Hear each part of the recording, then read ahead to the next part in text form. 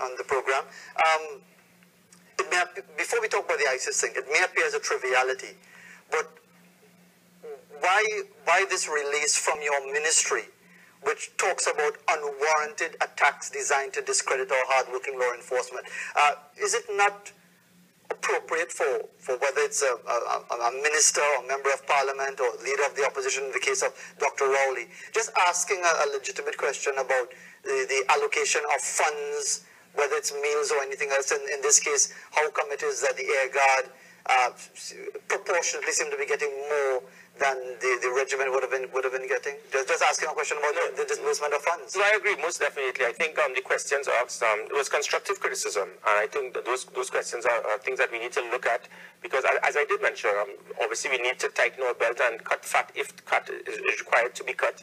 Because at the end of the day, we have to look at cost-benefit analysis and to verify that there is proper accountability and transparency in acquisition of assets, whether it involves massive assets towards national security or even the basic food supply. So that was not the issue. I think, and every single question I would look at and verify to ensure that the Trinidad and Tobago citizen will get value for their dollar in national security.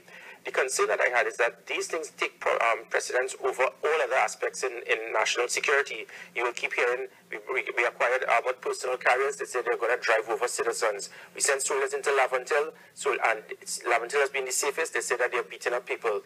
You have a situation dealing with all aspects of the budget, and the most prominent thing is hungry army. And we keep seeing many different things that is over and over. The reserves come out to deal with a basic pattern to assist in parades and for the Christmas period. You mentioned that has been done before? 13 times by both administrations. It's an indirect state of emergency. And when it seems to be a creeping process to give some sense of perception to discredit the law enforcement agencies, and that is the concern that I have. But are you going too far? And you will have to take responsibility, because it is an official release from the National Security Ministry to refer to unwarranted attacks designed to discredit. Why unwarranted attacks? It is unwarranted if it is that you acquire an armored personnel carrier, and then it will go right in line with the situation and the headline news today. Armored personnel carriers is something that is done worldwide. And certain people deliberately turn it to say that the soldiers are going to use it to drive over people. You send personnel into Laventille, a basic role and function of the defense force, and people say, oh, they're going to attack law-abiding citizens. You focus only on the percentage of the rogue elements in the police service, and not the fact that made all serious crimes have been reduced to an extent that is the lowest ever in the last 30 years, and every serious crime has been reduced. Where's the focus on that to show not only government success, but the success of the law enforcement officers, those individuals who put their lives on the line every single day for their country? And that's what I'm just saying, that we keep looking at all the negatives, or even try to turn a spin and make a red herring in something that is, and with baseless accusations, and that is the concern. Okay, let me just give an example. There have been a number of police-related homicides, killings this year, a number of them over 30. If there were only one Gary Griffith, if there were only one, isn't that cause for concern that must be identified and must be resolved to understand why the circumstances?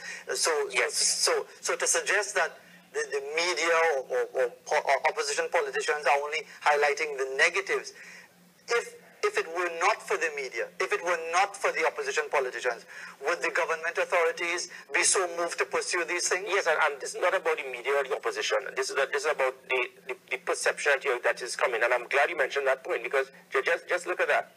30 persons have been killed, and the perception becomes automatic that it's extrajudicial killing, that the police are the ones at fault. And that is, I'm glad you used that example.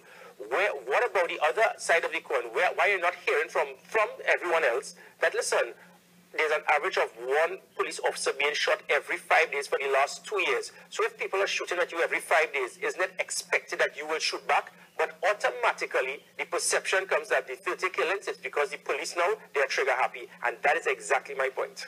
All right, but so are we talking essentially here, Gary Griffith, is this now a public relations battle that is being waged by you, the National Security Minister, in relation to what is being perceived as these unwarranted attacks? Yes, I'll give you a quick example. for a few times I went on vacation for a couple of days, went to SeaWorld. 5,000 people in SeaWorld, and I'm waiting to see Shamu. And the MC asked all persons in the military to please stand. There were plenty of them stood up, so I want to know what's going on. And then she asked, can we give a round of applause to the heroes of our country? You go into the airport, they ask all persons on first class and armed forces members, please enter. Where's that patriotism? Where's that passion that you see worldwide for the respect of our law enforcement officials? But here, it's the other end of the coin. If police officers seize weapons, they say, well, it's because you allowed it to get into the country. 30 persons are killed at the hands of the police. It's automatic that not that these people have guns in the country and they're shooting at police officers, but automatically it is the police are the ones that had no right to shoot the people. And then you hear ridiculous statements, why didn't you shoot them in the leg? It doesn't work like that. So what I am doing, yes, I am fighting a battle to try to get the public, not for us to turn a blind eye and believe that the police and the army are perfect. That is not true. It won't happen anywhere in society. But the fact is, unless we start supporting, respecting, and looking at our law enforcement officers for who they are there to provide us with our most fundamental right. If I could bring back that gap for that trust, that element of working relationship with the law enforcement agencies and the public, it is an unbeatable combination to defeat criminal elements. I want to get to the ISIS thing in a moment, but very, very quickly, because as usual, time is against us. We never have enough time to develop all the issues we want to. I have asked you this before, and I'll ask it again. Do you take this personally because you're a soldier, you're a captain yourself in the army, and therefore you take it far more personally, and therefore you have a release coming from your ministry about unwarranted attacks and seeming to imply that those people who raise these issues, whether they're legitimate or not, have some agenda to discredit the army? Do you take this personally? Yes, I do. You know why I take it personally? Because of the position I hold now. As the Minister of National Security, it has to do with leadership. And leadership, I will support and defend my troops to the end if it requires defending. And that is all it is. Who is your priority? Your troops or the citizens of Trinidad and Tobago? My country. My God, my country, and the people of this country. And for the people of this country to be protected, they need to start having the understanding to respect, understand, and have a working relationship with our law enforcement agencies. There's a deliberate attempt. You see, if you keep pulling that, it's happened with Laventille. When the soldiers went into Laventille, and you're hearing this on headline news on a certain newspaper, not the Express, every day about soldiers beating people. There was a deliberate attempt to do that because they did not want the soldiers there. And now, because I stood firm, we stood and we kept what was required. Laventille has been the safest ever, and the law-abiding citizens are pleased. Even the gangs are pleased. So at times, people, because of the lack of understanding of national security, they see things half empty rather than half full. The armored personnel carrier is a typical example. How could you see a vehicle being used to protect the lives of law enforcement officers and refer to it as an expensive toy? How can you automatically see that that is going to be used to affect law-abiding citizens? My point is, I intend to do what is required to build that gap, build back that trust.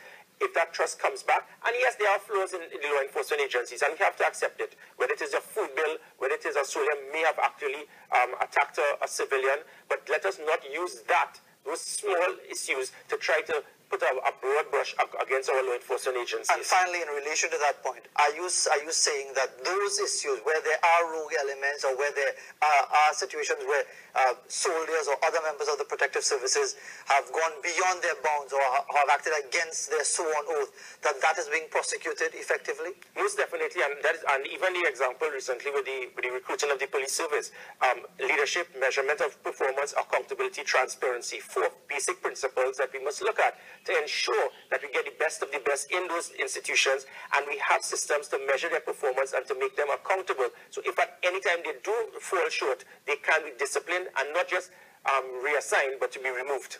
Let's talk about this situation now, this co-sponsoring of this UN